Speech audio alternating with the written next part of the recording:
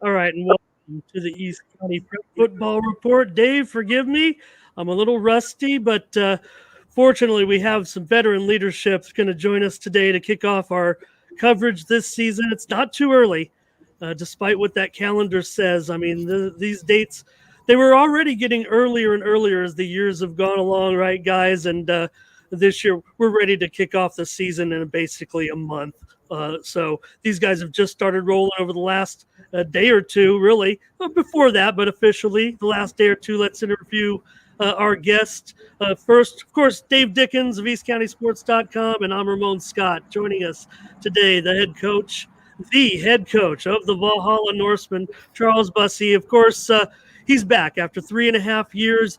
After a nationwide search, quote unquote, we knew that we had the head coach right in our own backyard. He's back from really turning around that whole La Jolla defense. Everybody knows how great their offense was, but it was that defense that kind of helped carry them to the unparalleled heights that they achieved. And we've got Charles back in the East County. Man, talk about a playoff coach. Charles has been there almost every single time. And joining us, we're very proud to have Coach Chris Holmes of the Grossmont Foothillers. He's got big shoes to fill, of course, but hey, he was right in our backyard the whole time. I don't know if you want to say it. If I'll say it the last year or two. If you can't beat him, hire him. And Chris Holmes, he's been with Helix. He's been with Granite Hills. So obviously this is a great fit for him. Have a bunch of questions for him. And thank you, Dave, for getting our guests together. And everybody's so excited about the season. We'll probably have record viewership tonight. You know, I just figured a good way to kick off the season, you got new blood into the head coaching for the East County. And I wouldn't say necessarily new, but maybe new at the position for one of them. And one of them from, like you said, a 2.5, 3.5 year hiatus, if you will. But I think that the shoes won't be too hard to fill. I spoke briefly with Coach Kendall Cobbs over there, and or Kellen Cobbs rather, and he was he had quite a few things to say about you. All great things, of course, and how impressed he was with you, and that you would take that program to the next level, and you shouldn't have any problem whatsoever. Well, I appreciate that. I just feel blessed, man, honestly. Thank you guys first for having me on, and for Kellen to say that. It's just a tremendous opportunity. I've been quite for some time. You know, this is my dream. It's a dream come true. Head was spinning, still spinning a little bit with the shortened season, of course, but or shortened off season. But great group of guys over there at Granite. What they've been able to build, and what I was able to help. The trajectory there. They were already kind of heading that way. They got a good, solid group of coaches, and was able to learn some things and help where I could. And again, I think I was kind of groomed to do this, and the opportunity just presented itself. So just feel really blessed, and I know I got some shoes to fill, but looking forward to the challenge, getting after it. Well, you got pretty familiar with it, Rue. You got a taste of it anyway. You got to play Granite Hills twice, and I mean, you were right there, and you got to see the gunslinger they had behind center. Now it's going to be a little bit different. Got a couple of changes around there, but I mean, Tom Carlo's been at Grossmont, it seems like forever, but are you going to, the first thing, and I meant to ask this when we got out of the gate, are you picking up your visor? Am I picking up my visor? Carlos style hat. I think Dave wants.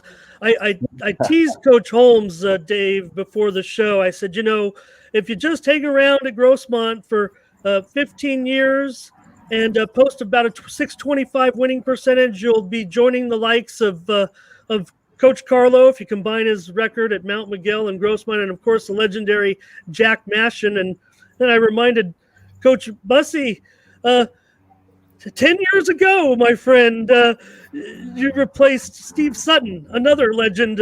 Three of the winningest coaches right there. If you talk about just wins in the East County, not to, talk about Coach Ham, but you talk about East County legends, Carlo, Jack Mashin, of course, and Steve Sutton. And here you are back, Charles, with the Norsemen. We know 6 playoff seasons, a great winning percentage. Throw out that one season and look at Coach Bussey's record, Dave.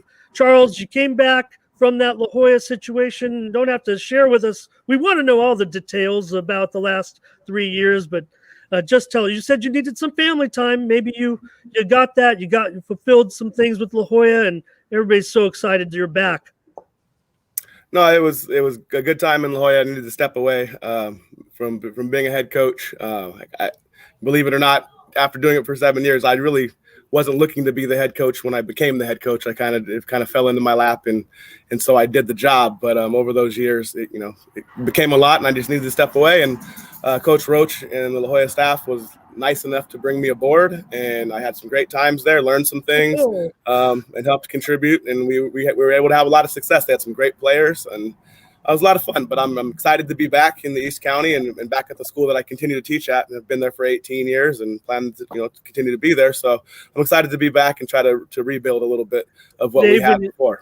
Dave, when you get that taste somewhere else, and you've had great success, we talk about Charles' success, with playoff victories as well. So sometimes you're like, you know what, we had a good thing, and maybe things broke down a little bit. Charles, Dave, you wrote about Charles' departure the first time, and you read his Facebook post, and he said, it's with regret. So we know that there's maybe some mutual parting. Whatever happened. But now maybe that Charles feels like, and I'll just put the words in his mouth, Dave, and you can follow it up from there because you've talked to him, and then Charles doesn't have any responsibilities at all on what he says. But now, a little bit more control for Charles and get this ship right back where it was. Remember that great season they just had, Dave, back that streak at 15-16 with 17 victories and beating Granite every year, both those years anyway, handily.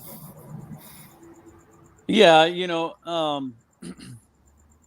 I think it wasn't, from what I recall, it wasn't only the family time. I think it was just, if I recall, Coach, you just overwhelmed with all the responsibility, not just some of the responsibility. I mean, he was running the Norseman, period. He was running the football program from A to Z and doing a great job. But I mean, that's gonna. I don't care if you're Bill Belichick. That's still going to be too much if you're running the whole operation.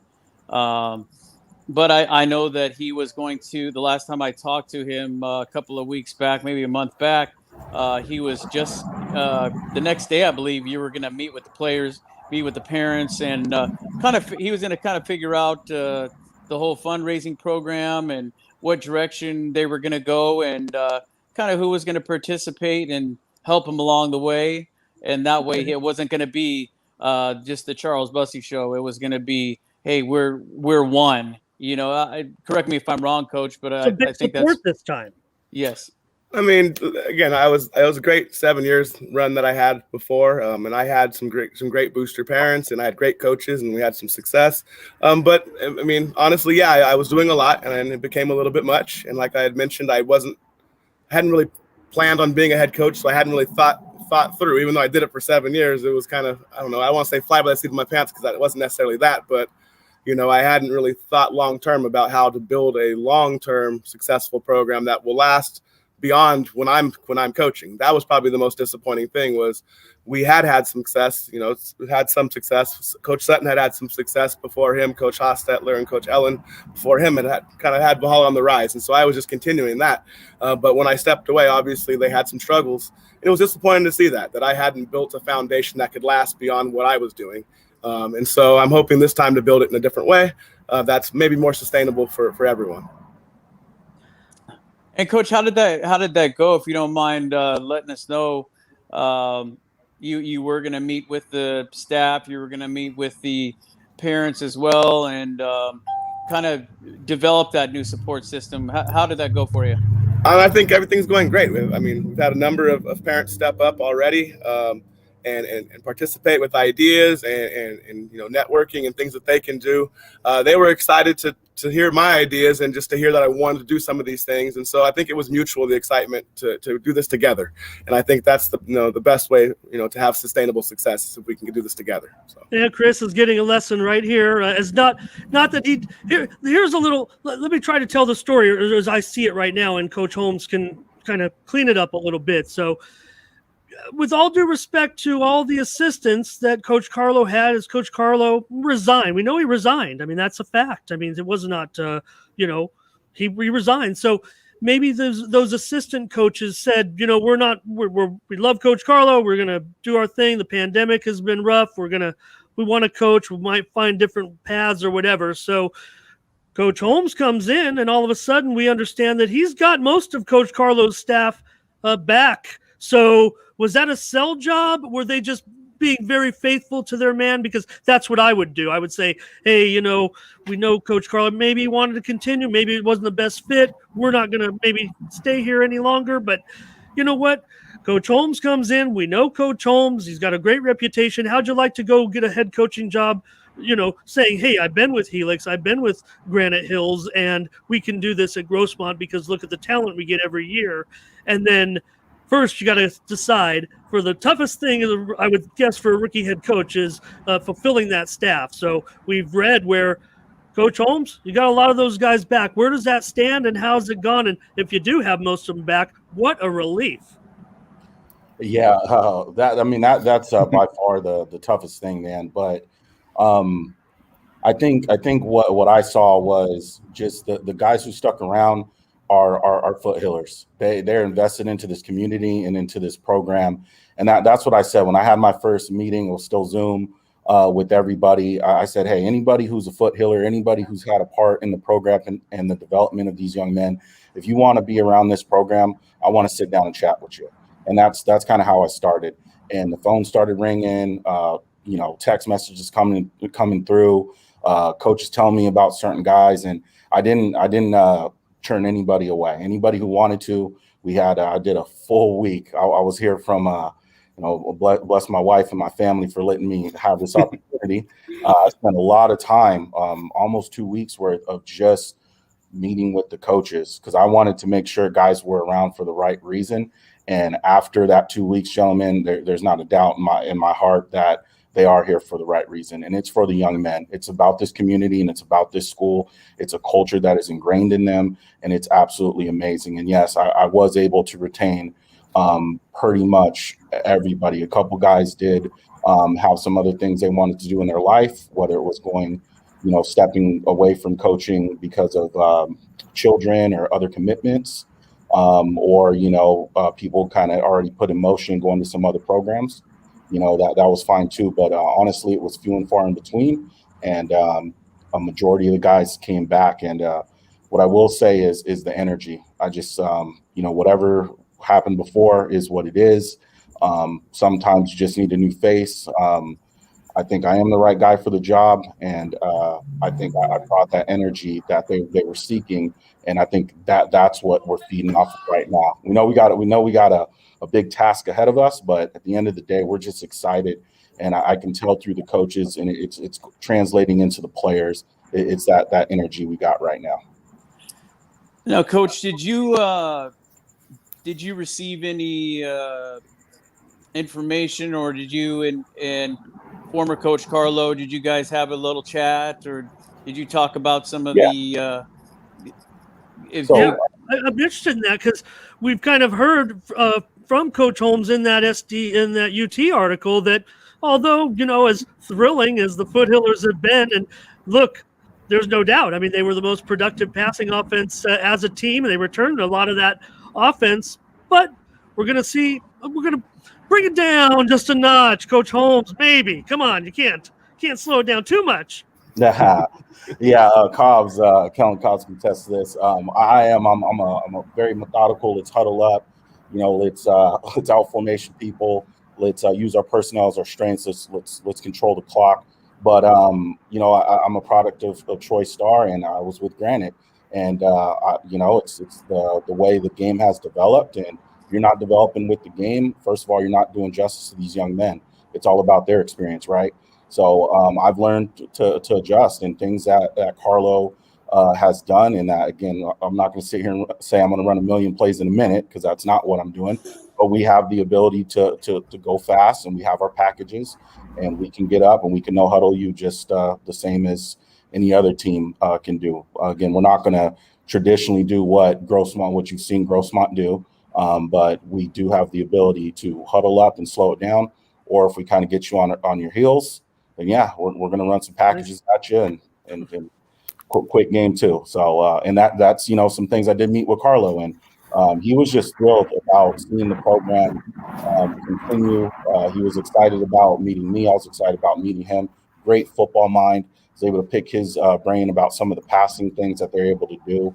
You got to weigh, hey, what am I really going to do with this short turnaround? Am I going to really try to bring in this complete new offense, new lingo, new this? I mean, they didn't even huddle up. You got to take all this stuff into consideration. So one thing, I had a very serious and honest and open conversation with him about how I wanted to adopt large parts of his passing game. And he hit the ground running, man. It was awesome. And we were there for about 2 hours. Dude's a talker. I mean, he was just spitting out so much knowledge. I mean, he even shared some things with me, some slides that have been really helpful. And that at the end of the day, these young men already know. So yes, I am bringing in a new system, new offense, but some of this, especially the pass game, is very familiar in terms of, the skill position guys. Yeah, and very lethal. Watch out, Dave. It might be one of the top combos we're going to see in the whole county this year. But, Dave, let's just pay homage and respect to a great friend of the show. I mean, when we started doing it from a video, he was one of the first coaches really to jump on board with us and do those shows and interviews. So just to set it straight, 5th all-time in the number of victories won by East County as an East County head coach. Okay, 5th all-time, 110 victories. I mean, that's the top of the list right there, 5th all-time. So those are big shoes to fill, but we'll give Coach Carlo a lot of credit, but a lot of talent there at Grossmont too, and that's what has Coach Holmes so excited. So, Coach Bussey, we know what our challenges are there, and we know that you're coming in with some optimism. Maybe not the youthful exuberance as Coach Holmes right now, but you certainly, you could argue, Dave, that Coach Bussey has one of the most veteran quarterbacks, I believe, in the East County this year, and he told our Don DeMars is reporting, shout out Don, that Coach Bussey might be ready to resume the helmet series as early as next season. So that would be a big step, and that'd be kind of the goal and trajectory that Coach wants to see it on. So where do we stand, Coach, on getting Valhalla back on track where we need them? Well, I mean, the helmet series, I'll start with that. No, I when I was head coach the first time, we were in the Hills League. And so we were playing, both Steel Canyon and Granite Hills, every single year. And we had the Hamashaw helmet with Steel Canyon. And I think there's a lost memento between Granite Hills and Valhalla that I think maybe it's a sword or a banner or something that I've never seen. But obviously those were the neighborhood rivalries. And I know that Valhalla hasn't played Steel Canyon, at least not last year. But I did tell Coach Longerbone that, give me 2 seasons. Our schedules are locked in for 2 seasons. But after those 2 seasons, that I would like to get back to playing Steel Canyon. That's a neighborhood rivalry. And why not kind of have a Rancho San Diego, champion of some sorts, maybe similar to what Grossmont and Helix and Mount Miguel have had, historically speaking. But otherwise, yeah, I mean, I'm excited about what we have. We're young, we're very young, but we have a quarterback that's a senior and Tommy Logan. He does some great things. He's showing some great leadership, bringing along a lot of the sophomores and juniors, and it's going to be a learning experience. But it's all about just growing and getting better each and every time we meet with the kids and each time we practice moving forward. Yeah, Dave, I'm not belittling what happened in the pandemic season, but you look at Grossmont's quarterback situation. These are 2 of the most stable quarterback situations out of all the teams in the East County. I promise you, entering the season. I'm trying to go down in my head right now, team by team, but I think you'd be hard pressed to find the experience that those 2 quarterbacks that these guys had coming into the season. I think that's fair to say. I mean, there were so many seniors on a lot of the other teams. We lost one of the Oakleys. We have Justice was he was one of the best quarterbacks in the county over there He at was our Granite player of the Hills. year. Coach Holmes, he was our player of the year last year. Yeah. What a season, huh? A great young man, comes from a great family, just wanted to work and develop. That was the main thing about him, and just really coachable. And I wish him the best as his family moves out to support him with his college endeavor. So yes, just a great young man. Was very proud of him and his leadership and what we were able to do with our offense over there at Granite.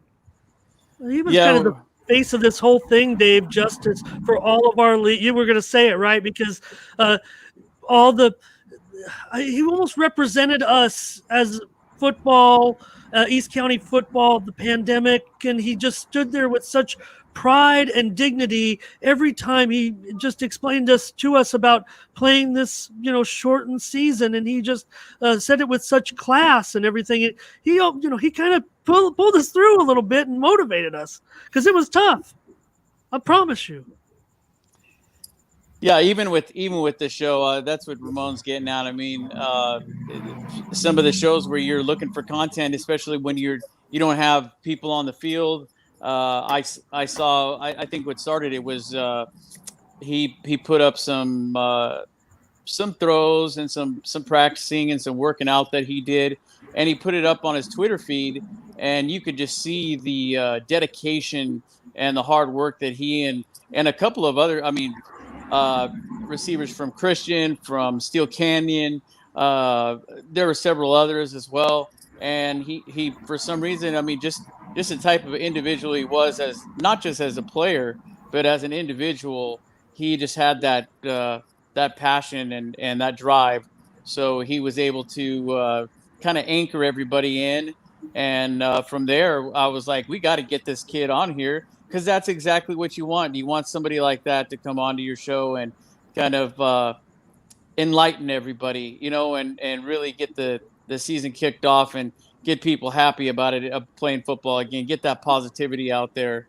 And I think that every team should have one of those individuals, and instead of just slapping a captain for as many years as you've been there, just slapping a captain on somebody's jersey. I think there's a lot more that goes into that. And he's a poster child for exactly that. Yeah, Chris, tell us that whole experience with this team. When we look back, when we're sitting here talking about your 150 victories 20 years from now, and Dave and I are old men, and you're Coach Bussey's age, and we'll look back and still at the pandemic, we're going to remember that Granite Hills team. So take off your Hiller hat, leave it on, but you know what I mean. Take off your Hiller hat. Guide us through that whole season briefly with the Eagles. We're just so proud, and they can be so proud. And you'll never say, we got. They won't say that our season was, gypped or whatever because of the pandemic. They're going to say we were the champion of that season that everyone's going to talk about. Yeah, and everybody was talking about, technically put an asterisk next to that season. You know what? You got to do what you got to do. But I'll tell you what, those young men didn't put an asterisk next to nothing, man. It came down to very simple. They fought, and through the Let Them Play initiative and this, that, and other thing, we kept our vision clear, and we said we're gonna have it, and we're gonna prepare like we're gonna have it, and that's what we did out there. We grinded, and with big leadership from people like athletes like Justin McCombs, Matt Keeley, just wonderful young men who knew that the opportunity would present itself at some point. And I pulled Justice side before we actually got to start playing. I said, this is going to happen, right? And I was like, now, when this does happen, whatever it is, man, it's your opportunity. What are you going to do with it? And dead serious. He said he was going to win the Hills. He owned it. Yeah, and I was like, you know what, young man, let's go do it. Let's not talk about it. Let's be about it. It's going to take a tremendous amount of work, and we're going to bust our butts. And a big thing we were coming off of was the development from the season before. So we have been doing some really good things, and can't take away what we've done at Granite, but we would struggle at times. And the season before, when he was a junior, one of his big things was we were giving really good schools too many opportunities. You all know what that means offensively. We're turning the football over. So we talked about that. We talked about, hey, man, we got to dial in. We got to make smarter decisions with the football. The O-line's going to bust their butt to protect you. We're going to have our run game sound, but we're going to take what the defense is giving us. We're not going to force things. And that was probably my biggest message to him all season. Just, hey, play the game. Let the game come to you, and let's take what the defense is giving us. And when it's our turn to throw that knockout punch, then we'll do it. And you guys watch, man. You guys saw that young man play. He knew when he had to turn it on. He did. He rose to the occasion, and it was just a phenomenal season by Granite, and watching them do what they did and answer to our game plans and really rely on one another and that belief, not that real cockiness, but just that belief and saying, hey, this is us. This is our season. We're going to own it. It was amazing. So it was a tremendous effort by our staff, by our student athletes, mainly those players just buying in and like I said, taking that challenge. Hey, it's here. You wanted it. What you going to do with it? And it was one of the best displays of leadership out of a quarterback in our conference in many years. There's no doubt about that, for sure. Coach, you have your own championship experience that you can sell the Norsemen on. Of course, you could talk about your great success at Valhalla. You won't, but hopefully if they watch their coach right now, they'll just tell you. I mean, a coach has a great record, a winning record at Valhalla, like 41-39. Throw out that awful season, though, right? I mean, and 4 playoff victories, and now bringing that championship experience from La Jolla, Coach. That's something that that's going to grab the attention of a student athlete. And we know you preach that. You're both instructors. That's great. So we know that, you like to lead in that way. So just tell us how you could sell it to them. And I'm a believer. I mean, I think for the kids, it's just understanding that, everything is a process. It's about step by step and growth. And the good thing about Valhalla having had previous success under myself, but under Coach Sutton, under Coach Hostetler, and Coach Ellen, etc., is that they know it can be done. It's not, at that time we were in a much tougher division or league in terms of being in the Hills League and facing those perennial contenders week after week. And honestly, my goal long term is to get back to that Hills League and get back to competing with those teams. But it's a process, and the kids understand that. Case in point, we did some passing league. I think it was 4 days after I got hired. We had two little skills. We'll meet for an hour and throw the ball around so I can explain a couple of things. And then we went out and competed against some other teams. And some of my assistants were questioning why were we doing that. And I just told them I want to see what kind of kids we have, right? And of course, when things went bad initially, their heads dropped a little bit, but by the end, through them, kind of listening to coaching and understanding that things are going to be a little different now. They weren't walking with their heads down. They had their heads up. They were putting full effort, and we were already starting to see improvement. And that's kind of been the motto going forward. Every time we meet, how much progress can we see? Are we better than we were last time? And if we can just keep doing that and just keep our eye on that bar, we'll be fine. The W's will come. We'll end up getting where we want to go as long as we just focus on the process and the progress. And Coach, that's what you probably like best. And if I recall your coaching style, anyways, let's not watch that scoreboard. Let's not do the scoreboard watching. And like you said, go through the process and get them to buy into that process and actually just developing the fundamentals of football, learning how to play football first, then the wins will come. Exactly. It's about learning to give your best effort each and every time. The way I phrased it to them was, we have to learn to compete before we can learn to win. And so for me, competing means giving your best effort, learning from the experiences, and not really worrying about your opponent so much. You learn from those experiences against your opponent, but you're just trying to better yourself. And as long as you're putting, your best foot forward, I tell them each day, you're a better football player today than you were yesterday. So, as long as we're doing that, we have our best chance to win games. So just keep doing that. Dave, in the Valley League, Valhalla, everybody's a contender in the Valley. Monarchs are the team to shoot for, but in the Valley League, that's what's motivating Charles a little bit too, right? Because look, he says Valhalla's not back until we're playing Granite, until we're playing Steel Canyon, and maybe that's what Charles can look forward to. But until then, we can compete in this Valley League, and there'll be some great games. Believe me, those games will be great in the Valley League. Let me just say, I'm not disrespect to the Valley League at all.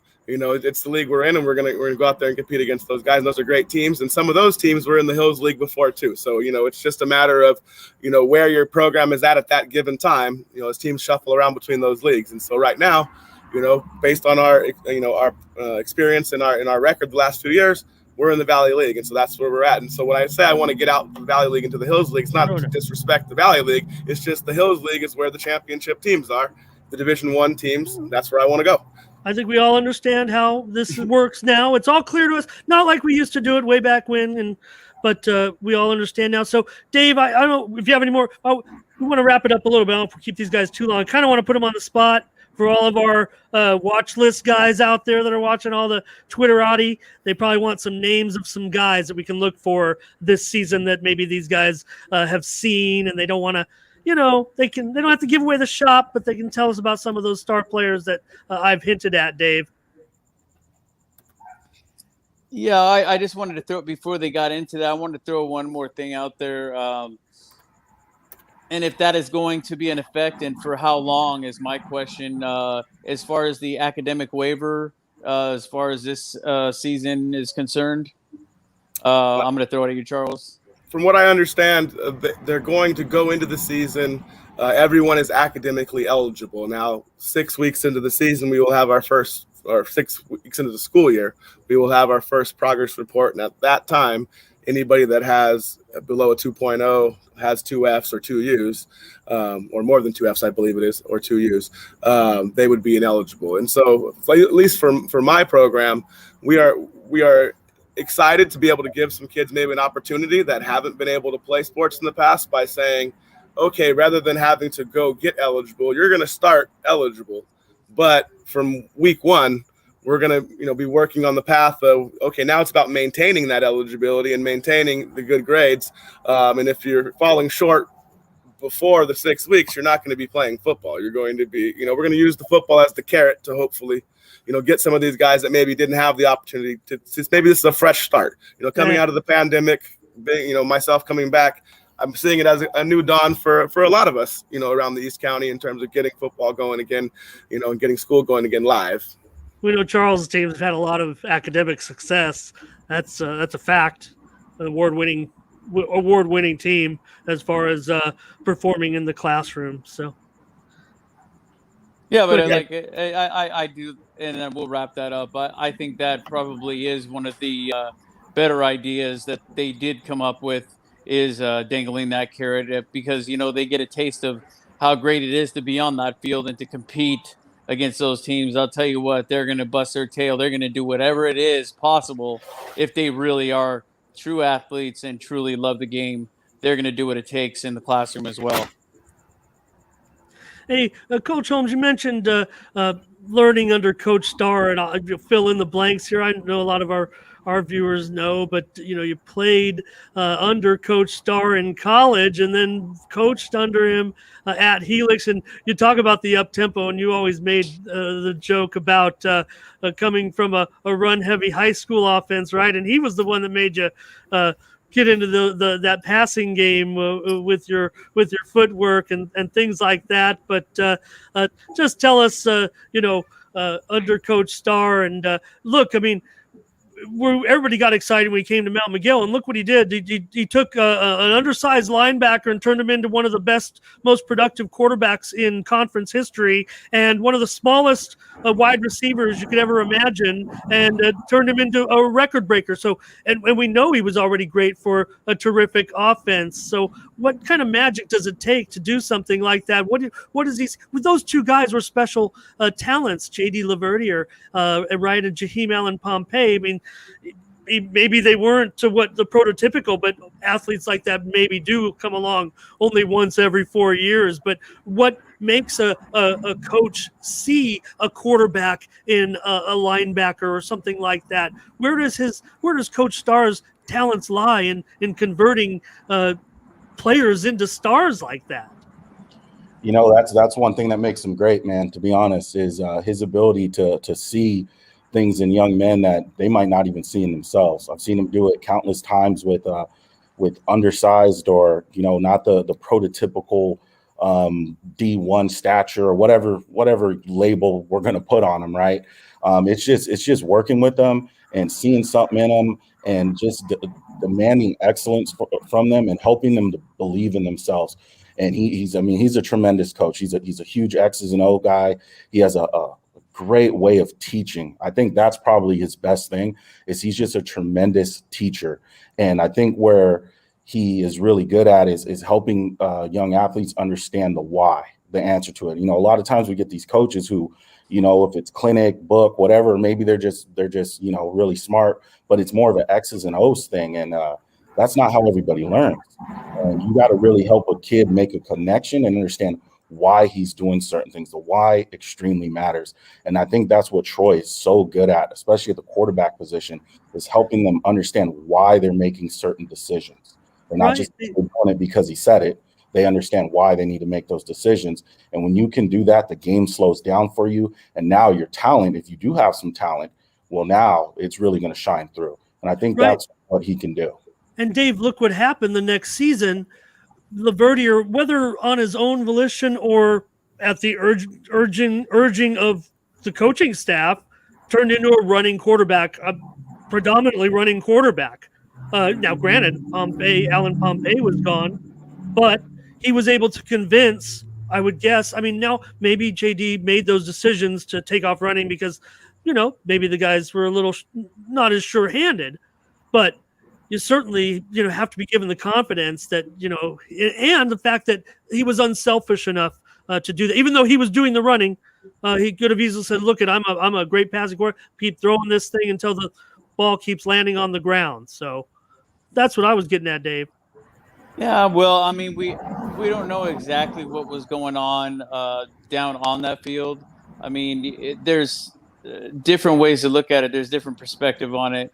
I think from quarterback perspective and probably JD, if he wanted to take it to the next step as a quarterback, he probably, I would say, would, being a smaller quarterback, probably not run as often and just showcase his arm. That's just my opinion. Showcase his arm, because that's where he's going to be going and he's going to be looking to do if he's going to be a quarterback and be behind center. I don't think at his size, running would probably be something he would do at the JC level or at a D1 or D2 school. I think throwing the ball, whether or not, these scouts are not looking at whether or not the receiver catches the ball. They're looking at where that ball is going. They're looking at the velocity. They're looking at the accuracy that quarterback. But again, that's my opinion. I don't know if it was his choice that he was running. I don't know if Coach Starr was mixing it up because I wasn't, in their huddle. But that's just my opinion. When you have a smaller quarterback like that you'd probably want to showcase his arm if he's going to go that direction and end up at a JC or, D3, D2 school, and start as a quarterback. Yeah, well, fair enough. And again, I would say, that's the kind of coaching that can be done, he adjusts on the fly like that. So a coach from our PJ Panabianco, both of you are instructors. We'll ask maybe both of you to comment on that, and then I'll get to my pressing questions about the personnel. But an on-campus teacher, Coach Bussey, we know you were a history teacher, I believe. And are you still teaching history? What's going on, and how do you feel about being a campus teacher and helping the football program, I miss, in proximity or being able to relate to see players and everything?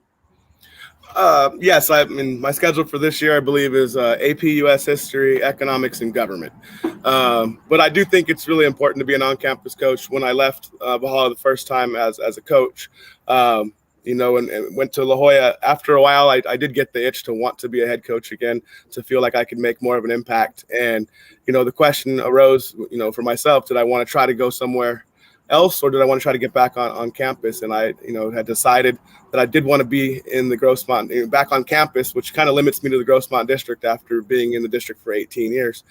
So I did seek out some opportunities within the district, and luckily enough, Valhalla's position opened up again. And I think it's important because, football season is, 3 months long. Obviously we're training in the off season, things of that nature, but the big thing is building trust with the players, and then being there to support them, year round academically. And it's not anything that's, extraordinary. I mean, a lot of these students are great students on their own and things of that nature, but just seeing them in the hallway and being, giving them that motivation, or even, again, being a social science teacher, I know when a lot of the tests and things are, hey, you studied for that test, or, hey, the SAT's coming up over here, or, this recruiter's coming, or whatever it might be. One of the things I picked up while I was at La Jolla, not as a head coach, but I was able to sit back and look a little bit more. It dawned on me, I guess you could say, that on a football team, there's 22 starters and a handful of role players, and then there's a bunch of guys that don't get to play that much. And so why are they there? What keeps them there? It's not just about the X's and O's. And so thinking about those reasons and trying to be there to help support for those reasons is huge being on campus. And Coach Holmes, you're an instructor as well, but were you at Granite? Are you still at Granite? What's your teaching? Are you teaching, and what's your schedule like? Oh, man. So I've kind of been everywhere. I've been really blessed to be out east, and I've bounced around different schools. I was at Granite at one point, coaching and teaching. I'm a special ed teacher. It's my passion. I've been doing it for 22 years. I was just over at LCAP and coaching for Granite. That was my last one. But, yeah, I was able to get over to Grossmont High, where I'll be teaching transition and heading up their football program. And I'm just extremely excited and feel so blessed. Coach, you said it right. It's about the experience of just being there around the young men and, having them come chat you up at lunch or during passing period to have your ball coach on campus. It's really a game changer. And I feel blessed to kind of get back to that. Granite was actually the only place really where I was able for a short time be able to, coach and teach at the same school. And I took another assignment. I was actually over there when Troy took over Mount Miguel. I was on campus with him teaching as he was the head coach and working in their special ed department. So I just feel really blessed to be back and really excited to get to know. Actually popped in to see. We wrapped up summer school. I popped in to see my new transition students, say hi to them, and I just can't wait to get the year going and then football going, and it's pretty awesome. And Coach Holmes, does your brother coach? If you coached with him, what's his situation? I didn't get an opportunity to look up on him too much. Yeah, so Josh Holmes, aka we call him Mr. Miami. He big time coming out of SD, got the the ride to the U.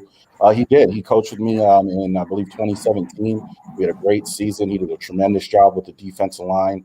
You can guess his talents from high school have only grown as a coach and what he's able to give to young men. And he did a wonderful job at Granite with that defensive line. And now he's actually at my alma mater. So I'm a Cal Lutheran guy, class of 07, and he's coaching the D-line there. And look out for him this year. He did a heck of a job recruiting, and I'm really looking forward to what he's going to do with the Kingsmen.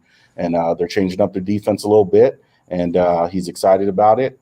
And they're going to get rocking and rolling. He's got some good dudes that he recruited. So looking forward to see what he can do. Okay, Dave, if you don't mind, I'm going to, Coach Bussey just saw his students and parents for the first time last night. I'm going to ask him if he knows anybody that he's going to be working with, and we'll cut him some slack if he only wants to mention a few names, because this is July 23rd, but we are just a month away from the season. We know Tommy Logan, we talked about this, was a 2-quarterback system at Valhalla. I wouldn't be surprised if there's another quarterback in the wings that might get some playing time, but I don't know. We'll just ask Coach. But Logan, pretty productive, pretty good when he was in there, actually. I thought both quarterbacks did a pretty nice job. They had a nice wide receiver last year. I do see some names I recognize. Maybe Coach just entered that roster in right before we came on the air, I think, but didn't have too much of a chance to look at it. Coach Bussey, can you tell us a little bit about our Norsemen? Yeah, no. Our parent meeting was like almost 4 weeks ago now, so I've met a few of them. I was kidding, but you know what I mean. Defensively, I know that we have a senior safety, Giovanni Alejo, coming back, and he's very exciting to watch, and he's been good about helping to transition the defense a little bit into the system that I've been running the last few years. And so he's shown some great leadership there, and I'm really excited that, he's a very athletic guy. And so I'm excited about what he's going to be able to put forward. You mentioned Tommy Logan. He's been nothing but great. There's not a ton of seniors on the team right now.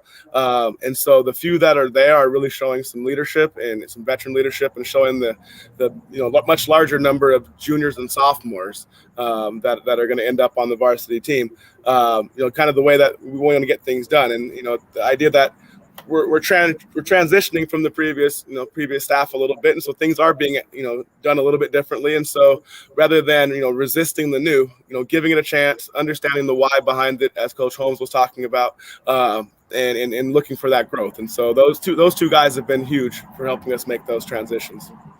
Two of the stars for sure, and we know Coach Holmes. Wow, I mean, we get.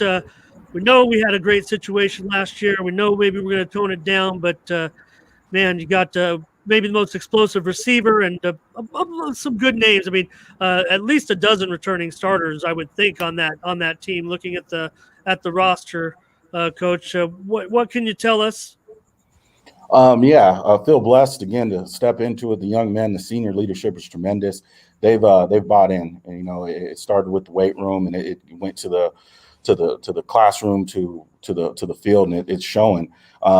Defensively, we have our most seniors. I think we have about 8, if I'm correct, 8 returners on the defense side of the ball. Coach Javonte's got those guys rocking and rolling. I always joke, Grossmont's defense gives some headaches, and he's been there, so I've coached against him, and I know as an offense coordinator, I've always had to bring my game against him.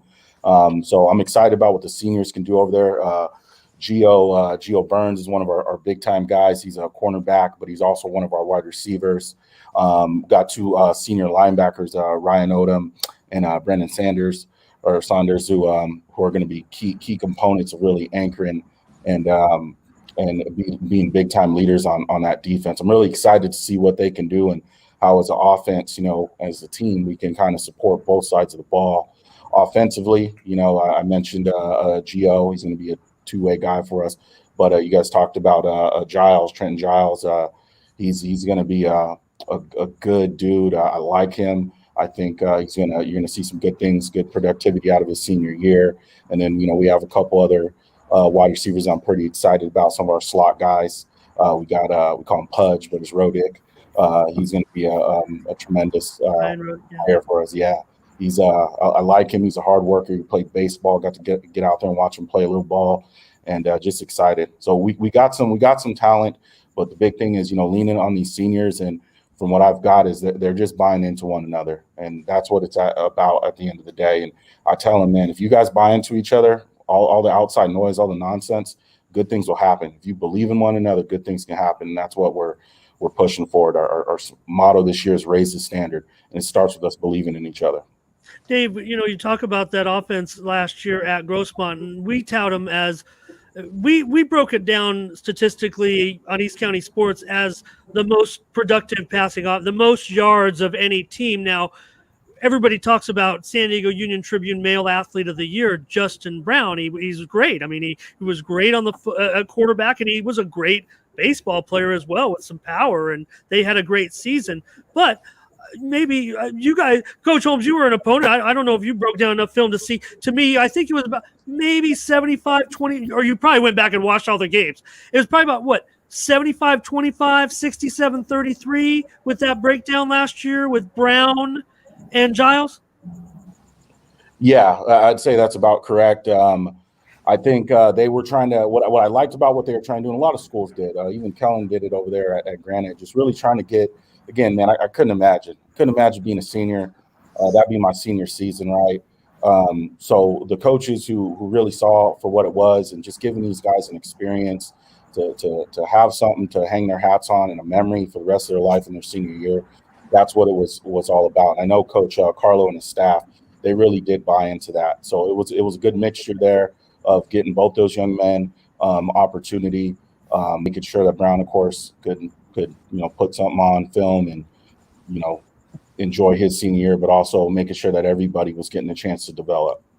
And I'm going to shout out Brett Fisher, the former Monta Vista Monarch, and an HBCU guy from North Carolina A&T, and he says, hey, how about the representation of the black coaches now in the Grossmont League. And congratulations, Coach Holmes, first black head coach for the Grossmont Foothillers football program. Great to see as well. So, Dave, I want to thank you for getting these two coaches and kicking off our season. Next Friday, El Cap's going to run down Main Street. I mean, that's kind of the official opening of football season. So we had to get started on this because, look, there's a lot of sorrow and a lot of disappointment still what's going on, but everybody has a choice to this will be my rant to you, Dave. Everyone has a choice to go out there and get vaccinated. That's why we're moving forward. We're going to class. We're going to school this year. Everyone's got their chance, and most of all, we're getting on the football field for a full season. And that's exactly it. Tell us, Dave. Send us out of here. Thank our coaches. Any more questions you might have, and we'll leave it at that. I'm just excited that like you mentioned, I mean, the vaccinations, the country's opening up. I mean, we're going to have a normal season. It was a very big challenge, even for us as journalists and anybody in the media, to have an avalanche of sports all at the same time. It was a